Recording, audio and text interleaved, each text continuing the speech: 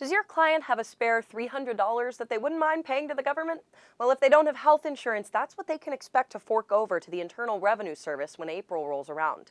We're now less than a month away from the end of the open enrollment period. As you're well aware, the U.S. Department of Health and Human Services has been calling on people who don't have health insurance to purchase a plan by visiting healthcare.gov before February 15th, which is the deadline.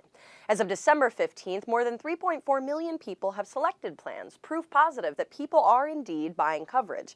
In fact, the uninsured rate has dropped to 12%, according to a recent poll from Gallup, from 17% at this time last year. But that still leaves millions of Americans who aren't covered.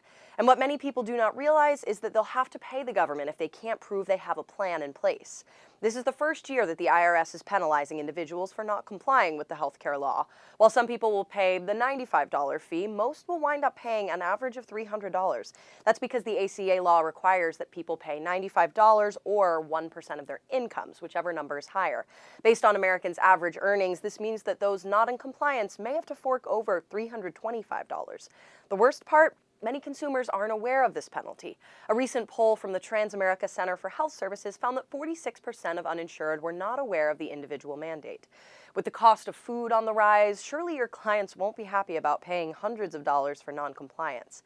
As the open enrollment period winds its way to a close, try to create a sense of urgency with them, encouraging clients to select a plan or at least see what's available. The sooner you do so, the more time you'll have to advise them on a plan that's best. Just do it soon, as the February 15th deadline isn't far from now. Until next time, this is Precise Leads.